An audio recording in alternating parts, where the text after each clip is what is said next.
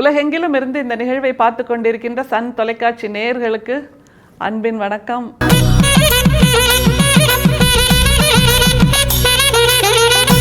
வள்ளல் பெருமானுடைய ஒரு உரைநடை, அதில் திருவருள் வளத்தால் கிடைத்த தென்மொழி அப்படிங்கிற ஒரு கவிதை வரியை பொருத்தி பார்க்கணும். தென்மொழின்னு ஏன் சொல்கிறார் அப்படிங்கிறதுக்கு வள்ளல் பெருமானே ஒரு அர்த்தத்தை கொடுக்கிறார். என்னன்னா, தென்மொழி அப்படிங்கிறது தெற்கு பகுதியில் இருக்கின்ற மொழி அப்படின்னு மட்டுமா அர்த்தம்? அது நம்மளை மாதிரி சாதாரணர்கள் புரிந்து கொள்கின்ற விஷயம். ஆனால் தென்மொழிங்கிறதுக்கு வள்ளல் பெருமான் சொல்லுகின்ற ஒரு விஷயத்தை வைத்து இன்றைக்கு நம்முடைய உரைநடையை நாம் புரிந்து கொள்ளணும். என்னென்னா, தென்படுகின்றதா? இப்போ ஏதாவது ஒரு விஷயத்தை காமிச்சு அதை பாரு, அங்கே ஒரு பஸ் தெரியுதா, உனக்கு பஸ் தென்படுதா அப்படின்னு கேட்போம். அந்த லாரி அங்கே தென்படுதா, அங்கே ஒரு மரம் இருக்கே அது உனக்கு தென்படுதா அப்படின்னா, தென்படுதா அப்படின்னா உன்னால் பார்க்க முடிகிறதா அப்படின்னு அர்த்தம். உனக்கு புலப்படுகிறதா, உன்னுடைய கண்ணுக்கு உன்னுடைய ஐம்புலனுக்கு புலப்படுகிறதாங்கிற ஒரு அர்த்தம் வருது இல்லை? அப்போ தென்மொழி என்பது தென்படுகின்ற மொழி, இயல்பாக இருக்கக்கூடிய மொழி, நம்மால் உணரக்கூடிய மொழி, நம்மால் பார்க்கக்கூடிய மொழி, நம்மால் பழக்கப்படுத்திக் கொள்ளக்கூடிய மொழி அப்படிங்கிறது ஆகுது. அப்போது வடமொழி என்பது வேத மொழின்னு சொல்லுவாங்க இல்லையா? அப்போ வேத மொழி என்பது இறைமொழி. அப்போ கண்ணில் பார்க்க முடியாத ஒன்று என்று வள்ளல் பெருமான் ஆணித்தரமாக சொல்கிறார். தென்மொழி என்றால் தென்படுகின்ற மொழி, அது நம்மால் உணர முடியும், நம்மால் பார்க்க முடியும், நம்மால் பேச முடியும், நம்மால் எழுத முடியும், நம்மால் சிந்திக்க முடியும். வடமொழி என்பது தேவமொழி என்று சொல்கிறார்கள், இறைமொழி என்று சொல்கிறார்கள் என்றால் அதை கேள்வி கேட்க முடியும். அது இருக்கிறதா இல்லையா, அதனுடைய ஆரம்பம் எது, அது எங்கே இருக்கிறது, எங்கே இருந்து வருகிறது என்பதையெல்லாம் கேள்வி கேட்க முடியும் அப்படிங்கிற ஒரு அர்த்தத்தில் நம்முடைய வள்ளல் பெருமான் தென்மொழியை பயன்படுத்துகிறார். இறையருள் வளத்தார் கிடைத்த தென்மொழி என்று, திருவருள் வளத்தார் கிடைத்த தென்மொழி என்றெல்லாம் அவர் சொல்லும்போது இதைத்தான் நாம் புரிந்து கொள்ள வேண்டும். இன்றைக்கி பார்க்க போகிற உரைநடையில் இப்போ உள்ள யங்கர் ஜென்ரேஷன் சொல்கிறோம்ல, இளைய தலைமுறை கிண்டல் பண்ணி பேசுவாங்க தெரியுமா? அந்த மாதிரியான வார்த்தைகளை 200 வருஷத்துக்கு முன்னாடி வள்ளல் பெருமானே பயன்படுத்தியிருக்கார். அதுவும் ரொம்பவும் கேலி பண்ணுகின்ற அந்த கிண்டல் தொனியில் இருக்கின்ற வார்த்தைகளை எல்லாம் நமக்கு வள்ளல் பெருமான் பயன்படுத்தும் போது அவரால் அருட்பெரும் சோதியையும் எழுத முடிகிறது, இந்த மாதிரியான ஒரு போகிற போக்கில் சொல்லக்கூடிய வார்த்தைகளையும் சொல்ல முடிகிறதுங்கிற அந்த ஆச்சரியம்தான் நமக்கு தெரிகிறது. தென்மொழி என்றால் எப்படி இருக்கிறது, வடமொழி என்று சொல்லுகின்ற அந்த வேத மொழியின் அடையாளம் என்ன அப்படிங்கிறத விளக்கமாக சொல்கிறாரு.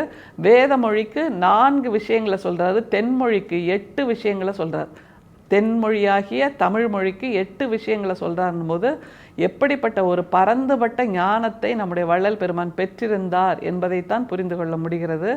அவரோட உரைநடையில் இப்போ பயணிப்போம். பல நாள் நைஷ்டிக அதிகரணம் பூண்டு போதகாசிரியர் சந்நிதியில் தாழ்ந்து தேர்ந்து உழைப்பெடுத்து ஓதினாலும் பாடமாவதற்கு அருமையாயும், பாடமானாலும் பாஷ்யம், வியாக்கியானம், டீகா, டூகா, டிப்பணி முதலிய உரைகோள் கருவிகளை பொருள் கொள்ள தேட வேண்டியதாயும், அவ்வவைகளையும் தேடி கைவரினும் அக்கருவிகளால் போதகம் பெற வேண்டியதற்கு பாஷ்யக்காரர்கள், வியாக்கியான கர்த்தாக்கள், டீகா வல்லபர்கள், டூகா சூசகர்கள் முதலிய போதக உபபோதகாசிரியர்கள் கிட்டுவது அருமையில் அருமையாயும் இருக்கிற ஆரியம், மகாராஷ்டிரம், ஆந்திரம் என்ற பற்பல பாஷைகளைப் போல் ஆகாமல் பெரும்பாலும் கற்பதற்கு என்னளவு சுருக்கமாயும், ஒலியிலேசாயும், கூட்டெனும் சந்தி அதிசுலபமாயும், எழுதவும் கவி செய்யவும் மிக நேர்மையாயும், அக்ஷர ஆரவாரம் சொல்ல ஆடம்பரம் முதலிய பெண்மை அலங்காரமின்றி எப்பாஷைகளின் சந்தசுகளையும் தன் பாஷையுள் அடக்கி ஆளுகையால் ஆண்டன்மையை பொருந்தியதுமான தற்பாஷைக்கே அமைவுற்ற இல், இட், இன் என்னும் முடி, நடு, அடி சிறப்பியலக்கரங்களில் முடிநிலை இன்பானுவ சுத்த மோனாதீனத்தை சுட்டரச் சுட்டும் இயற்கை உண்மை தனித்தலைமை பெருமை சிறப்பியலால் ஒலியாம். எவ்வளோ நீள ஒரு பத்தின்னு புரிஞ்சுக்க முடியுது. முதல்ல இதை நீங்கள் புத்தகத்திலிருந்து திரும்ப திரும்ப வாசித்து பார்க்கலாம். இதில் வடமொழி என்பது எப்படி கஷ்டமான ஒன்று படிப்பதற்கு, அதற்கு டிக்கா, டுக்கா, டிப்பினி அப்படின்னு எல்லாம் கிண்டல் வார்த்தைகளை சொல்கிறார். அதை தவிர எப்படி அதை கஷ்டப்பட்டு படிக்க வேண்டும் அதையும் ஆரம்பத்திலே சொல்கிறார் பாருங்க. பல நாள் நைஷ்டிக அதிகரணம் பூண்டு போதகாசிரியர் சந்நிதியில் தாழ்ந்து தேர்ந்து உழைப்பெடுத்து ஓதினாலும், நிறைய நாள் நீங்கள் விரதமே இருந்து படிக்கணும். அதை தவிர அதை சொல்லித் தருகின்ற ஆசிரியரிடம் தாழ்ந்து தவழ்ந்து இப்படியெல்லாம் உருண்டு பிறண்டு படித்தாலும் அப்படின்னு சொல்கிறார். படித்தாலும் என்ன ஆகாதான், அதை அடுத்து தொடர்றார் பாருங்க. பாடமாவதற்கு அருமையாயும் பாடமானாலும் பாஷ்யம் வியாக்கியானம் டீக்கா டூக்கா டிப்பினி முதலிய உரைகோள் கருவிகளை பொருள் கொள்ள தேட வேண்டியதாயும். பாடமாவதற்கு அருமையாயும்னா அதை புரிஞ்சுக்கிறதுக்கு ரொம்ப கஷ்டம். அப்படி கஷ்டப்பட்டு புரிஞ்சுக்கிறதுக்கு தேவையான அந்த உரை நடை உரை நோட்ஸ்ன்னு சொல்லுவோம்ல, அதெல்லாம் டிக்கா டுக்கா டிப்பினி இப்படி பல நோட்ஸுகளை தேடி போனாலும் அதுவும் கிடைக்காது.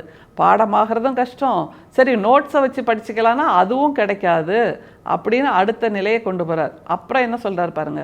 அவ்வவைகளையும் தேடி கைவரினும் அக்கருவிகளால் போதகம் பெற வேண்டியதற்கு பாஷ்யக்காரர்கள் வியாக்கியான கர்த்தாக்கள் டீக்கா வல்லபர்கள் டுக்கா சூசகர்கள் முதலிய போதக உபபோதகாசிரியர்கள் கிட்டுவது அருமையில் அருமையாயும் இருக்கிற ஆரியம். அப்படி நோட்ஸ் கிடைச்சா கூட இந்த டிக்கா டுக்கா டுப்பினி இதெல்லாம் கிடைச்சா கூட போதகாசிரியர்கள் கிடைக்கிறது ரொம்ப கஷ்டம்.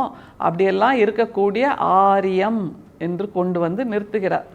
அதனால தான் ஒரு முறை சங்கராச்சாரியாருக்கும் நம்முடைய வள்ளல் பெருமானுக்கும் ஒரு உரையாடல் நடந்தபோது வேத மொழியாக இருக்கக்கூடிய வடமொழி தான் தாய்மொழி, எல்லா மொழிகளுக்கும் தாய்மொழி என்பதாக சங்கராச்சாரியார் சொன்னபோது நம்முடைய வள்ளல் பெருமான் சொல்லி இருக்கிறார், அப்படி என்றால் தமிழ் மொழி தந்தை மொழி என்று சொன்ன அந்த சம்பவம் இப்போது நினைவுக்கு வருகிறது. எனவே தந்தை மொழியாக இருக்கக்கூடிய தமிழை கொண்டாடுகின்ற நம்முடைய வள்ளல் பெருமான் தமிழ் எப்படிப்பட்டதுங்கிறத அடுத்த பட்டியலாக சொல்கிறார் பாருங்க. பெரும்பாலும் கற்பதற்கு எண்ணளவு சுருக்கமாயும் ஒலியிலேசாயும் கூட்டெனும் சந்தி அதிசுலபமாயும். யோசிச்சு பார்த்தா இப்போ வட தேசத்திலிருந்து தமிழ்நாட்டுக்கு வருபவர்கள் மிகச் சுலபமாக தமிழ் மொழியை கற்றுக்கொள்கிறார்கள் என்னும்போது எல்லோருக்குமான உலகத்தில் இருப்பவர் எல்லோருக்குமான மொழியாக தமிழ் மொழி இருக்கிறது என்பதை ஆணித்தரமாக நம்முடைய வள்ளல் பெருமான் சொல்கிறார்.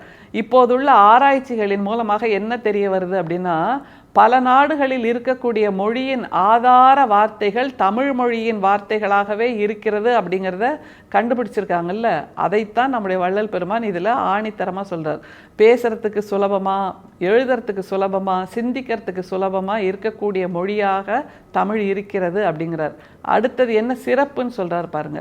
எழுதவும் கவி செய்யவும் மிக நேர்மையாயும் அக்ஷர ஆரவாரம் சொல்லாடம்பரம் முதலிய பெண்மை அலங்காரம் இன்றி. எழுதுறதுக்கும் ஈஸி, கவி செய்யறதுக்கு சரி எழுத தொடங்கியாச்சு, அதில் நம்ம புலமை பெறலாம் அப்படின்னா கவிதை எழுதுவதற்கும் மிக சுலபமான மொழியாக இருக்கிறது. ஏனென்றால் அதில் சொல் ஆடம்பரங்கள் இலக்கண ஆடம்பரங்கள் அதிகமாக இல்லை என்பதாக நம்முடைய வள்ளல் பெருமான் உணர்ந்திருக்கிறார். அடுத்தது என்ன சிறப்புன்னு சொல்றார் பாருங்க. எப்பாஷையின் சந்தசுகளையும் தன் பாஷையுள் அடக்கி ஆளுகையால். எப்பாசையின் சந்தசுகளையும் அப்படிங்கிற சந்தஸ் அப்படின்னா வேத மொழியில் சந்தஸ் அப்படிங்கிறது யாப்பிலக்கணம் அப்படின்னு அர்த்தம். அதாவது கவிதை எழுதுவதற்கான இலக்கணம், ஆசிரியப்பா கலிப்பா இப்படியான பா வகைகளை எழுதுவதற்கான இலக்கணத்தை தான் சந்தஸ் அப்படிங்கிறாரு. அப்போ உலகத்தில் இருக்கின்ற எல்லா மொழியின் சந்தஸ்களை விட தமிழ் மொழியின் சந்தஸ் மிக சுலபமானது என்று சொல்கிறார். எப்படி எல்லாம் சொல்லி நிறைவு செய்கிறார் பாருங்க. தற்பாஷைக்கேற்ற அமைவுற்ற இழ் இட் இன் என்னும் முடி நடு அடி சிறப்பியல் அக்கரங்களில் ழகரம் அப்படின்னு சொல்லுவோம்ல, அது முடி அப்படிங்கிறாரு. அதான் முடினா கிரீடம் அப்படின்றாரு. தமிழுக்கே உண்டான சிறப்பு ழகரம்னு சொல்லுவோம்ல, அந்த வாரியான வார்த்தைகள் சொல்லாடல்கள் ஒலிகள் இருக்கக்கூடிய தமிழ் மொழியின் சிறப்பை தொடர்ந்து பேசிக்கிட்டே இருக்கார் நம்முடைய வள்ளல் பெருமான் என்னும்போது அதில் ஆழ வேண்டியது, ஆழ மூழ்கி முத்தெடுக்க வேண்டியது நம்முடைய பொறுப்பாகிறது. ஒரு ஞானியாக ஒரு ஆன்மீகத்தின் வழிகாட்டியாக இருக்கக்கூடிய வள்ளல் பெருமான் தமிழின் ஞானியாக தமிழின் வழிகாட்டியாகவும் நமக்கு வாய்த்திருக்கிறார்.